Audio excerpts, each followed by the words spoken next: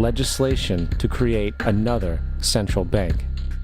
However, they knew the government and public were very weary of such an institution, so they needed to create an incident to affect public opinion.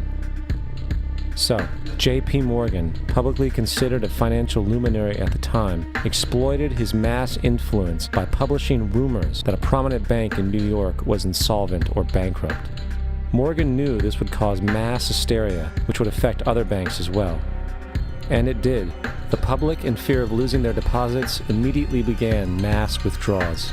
Consequently, the banks were forced to call in their loans, causing the recipients to sell their property, and thus a spiral of bankruptcies, repossessions, and turmoil emerged.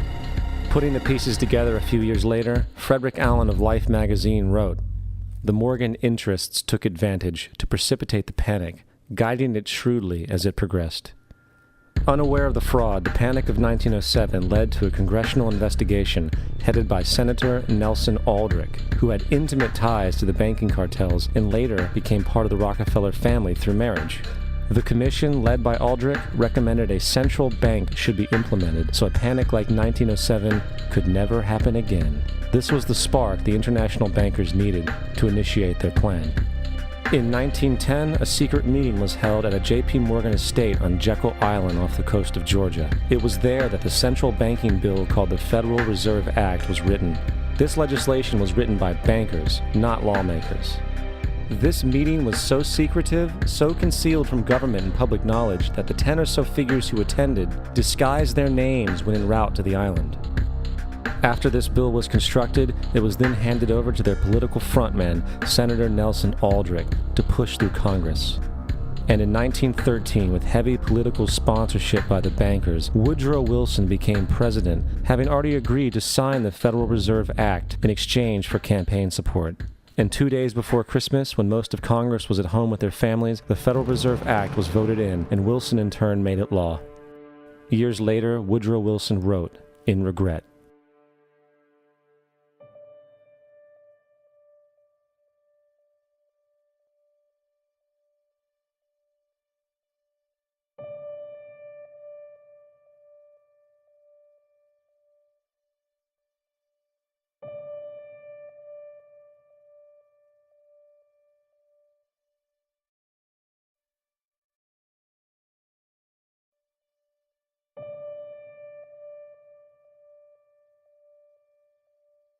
Congressman Louis McFadden also expressed the truth after the passage of the bill. A world banking system was being set up here, a superstate controlled by international bankers, acting together to enslave the world for their own pleasure. The Fed has usurped the government. Now, the public was told that the Federal Reserve System was an economic stabilizer, and inflation and economic crises were a thing of the past. Well, as history has shown, nothing is further from the truth. The fact is, the international bankers now had a streamlined machine to expand their personal ambitions. It's alive! It's alive! It's alive! For example, from 1914 to 1919, the Fed increased the money supply by nearly 100%, resulting in extensive loans to small banks and the public. Then, in 1920, the Fed called in mass percentages of the outstanding money supply, thus resulting in the supporting banks having to call in huge numbers of loans, and just like 1907, bank runs, bankruptcy, and collapse occurred. Over 5,400 competitive banks outside of the Federal Reserve System collapsed, further consolidating the monopoly of a small group of international bankers. Privy to this crime, Congressman Lindbergh stepped up and said in 1921, "Under the Federal Reserve Act, panics are scientifically created. The present panic is the first scientifically created one, worked out as we figure a mathematical equation." However, the panic of 1920 was just a warm-up. From 1921 to 1929, the Fed again increased the money supply, resulting once again in extensive loans to the public and banks. There was also a fairly new type of loan called a margin loan in the stock market. Very simply, the margin loan allowed an investor to put down only 10% of a stock's price, with the other 90% being loaned through the broker. In other words, a person could own $1,000 worth of stock with only $100 down. This method was very popular in the roaring 1920s, as everyone seemed to be making money in the market. However, there was a catch to this loan. It could be called in at any time and had to be paid within 24 hours. This is termed a margin call, and the typical result of a margin call is the selling of the stock purchased with the loan. So, a few months before October in 1929, J.D. Rockefeller, Bernard Baruch, and other insiders quietly exited the market. And on October 24, 1929, the New York financiers who furnished the margin loans started calling them in masse. This sparked an instantaneous, massive sell-off in the market, for everyone had to cover the margin loans. It then triggered mass bank runs for the same reason, in turn collapsing over 16,000 banks, enabling the conspiring international bankers to not only buy up rival banks at a discount, but to also buy up whole corporations at pennies on the dollar. It was the greatest robbery in American history. But that didn't stop there. Rather than expanding the money supply in order to recover from this economic collapse, the Fed actually contracted it, fueling one of the largest depressions in history. Once again outraged, Congressman Louis McFadden, a longtime opponent of the banking cartels, began bringing impeachment proceedings against the Federal Reserve Board, saying of the crash and depression, it was a carefully contrived occurrence. International bankers sought to bring about a condition of despair so that they might emerge the rulers of us all. Not surprisingly, and after 2 previous assassination attempts, McFadden was poisoned at a banquet before he could push for the impeachment. Now, having reduced the society to squalor, the Federal Reserve bankers decided that the gold standard should be removed. In order to do this, they needed to acquire the remaining gold in the system. So, under the pretense of helping to end the Depression, came the 1933 gold seizure.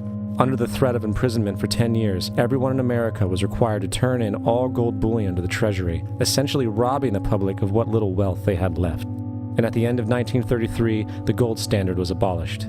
If you look at a dollar bill from before 1933, it says it is redeemable in gold. You look at a dollar bill today, it says it is legal tender, which means it is backed by absolutely nothing. It is worthless paper.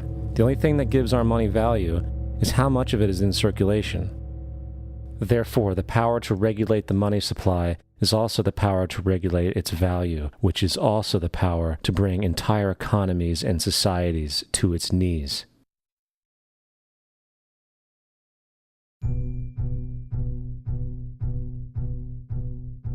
It's important to clearly understand, the Federal Reserve is a private corporation. It is about as Federal as Federal Express. It makes its own policies and is under virtually no regulation by the U.S. government. It is a private bank that loans all the currency at interest to the government, completely consistent with the fraudulent central banking model that the country sought to escape from when it declared independence in the American Revolutionary War. Now, going back to 1913, the Federal Reserve Act was not the only unconstitutional bill pushed through Congress. They also pushed the federal income tax. It's worthwhile to point out that the American public's ignorance towards the federal income tax is a testament to how dumbed down and oblivious the American population really is. First of all, the federal income tax is completely unconstitutional, as it is a direct, unapportioned tax. All direct taxes have to be apportioned to be legal based on the Constitution. Secondly, the required number of states in order to ratify the amendment to allow the income tax was never met, and this has even been cited in modern court cases.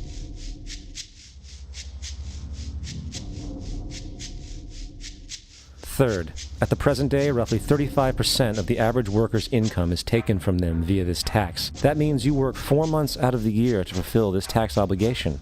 And guess where that money goes? It goes to pay the interest on the currency being produced by the fraudulent Federal Reserve Bank, a system that does not have to exist at all. The money you make working 4 months out of the year goes almost literally into the pockets of the international bankers who own the private Federal Reserve Bank. And fourth, even with the fraudulent government claim as to the legality of the income tax, there is literally no statute, no law in existence that requires you to pay this tax, period. I really expected that, of course, there's a law that you can point to in the law book, the code, that requires you to file a tax return. Of course there is. I was at that point where I couldn't find the statute that clearly made a person liable. At least not me and most people I know, and I had no choice in my mind except to resign. Based on the research that I did throughout the year 2000 and that I'm still doing, I have not found that law. I've asked Congress, we've asked a lot of people in the IRS commissioners, helpers. They can't answer, because if they answer, the American people are going to know that this whole thing is a fraud. I haven't filed an federal income tax return since I left. I have not filed a tax return since 1999. The income tax is nothing less than the enslavement of the entire country. Now, the control of the economy and the perpetual robbery of wealth is only one side of the Rubik's Cube the bankers hold in their hands. The next tool for profit and control is war. Since the inception of the Federal Reserve in 1913, a number of large and small wars have commenced. The three most pronounced were World War I, World War II, and Vietnam. World War I. In 1914, European wars broke out centered around England and Germany. The American public wanted nothing to do with the war. In turn, President Woodrow Wilson publicly declared neutrality. However, under the surface, the U.S. administration was looking for any excuse it could find to enter it. In a noted observation by Secretary of State William Jennings, the large banking interests were deeply interested in the World War because of the wide opportunities for large profits. It's important to understand that the most lucrative thing that can happen for the international bankers is war, for it forces the country to borrow even more money from the Federal Reserve Bank at interest. Woodrow Wilson's top advisor and mentor was Colonel Edward House, a man with intimate connections with the international bankers who wanted in the war. In a documented conversation between Colonel House, Wilson's advisor, and Sir Edward Grey, the Foreign Secretary of England, regarding how to get America into the war, Grey inquired, "What will Americans do if Germans sink an ocean liner with American passengers on board?" House responded, "I believe that a flame of indignation would sweep the United States, and that by itself would be sufficient to carry us into war." So, on May 7, 1915, on essentially the suggestion of Sir Edward Grey, a ship called the Lusitania was deliberately sent into German-controlled waters where German military vessels were known to be. And, as expected, German U-boats torpedoed the ship, exploding stored ammunition, killing 1,200 people. To further understand the deliberate nature of this setup, the German embassy actually put advertisements in the New York Times telling people that if they boarded the Lusitania, they did so at their own risk, as such a ship sailing from America to England through the war zone would be liable to destruction. In turn, and as anticipated, the sinking of the Lusitania caused a wave of anger among the American population, and America entered the war a short time after. The First World War caused 323,000 American deaths. J.D. Rockefeller made $200 million off of it. Not to mention the war cost about $30 billion for America, most of which was borrowed from the Federal Reserve Bank at interest, furthering the profits of the international bankers. World War II. On December 7, 1941, Japan attacked the American fleet at Pearl Harbor, triggering our entry into that war. President Franklin D. Roosevelt declared the attack was a day that will live in infamy. A day of infamy indeed, but not because of the alleged surprise attack on Pearl Harbor. After 60 years of surfacing information, it is clear that not only was the attack on Pearl Harbor known weeks in advance, it was outright wanted and provoked.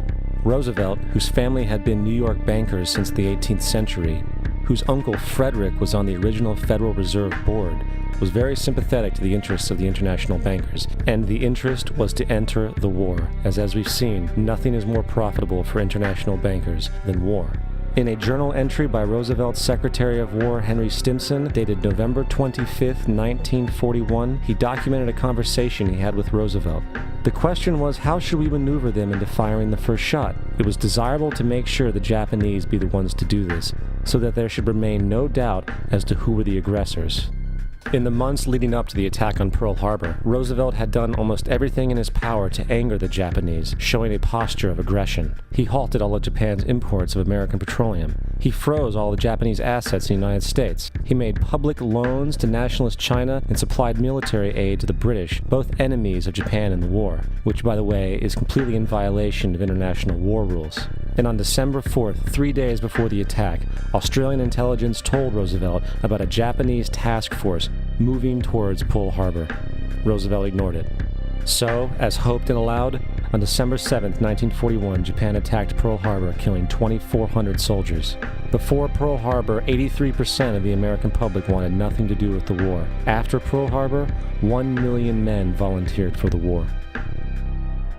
It is important to note, Nazi Germany's war effort was largely supported by two organizations, one of which was called IG Farben. IG Farben produced 84% of Germany's explosives, and even the Zyklon B used in the concentration camps to kill millions. One of the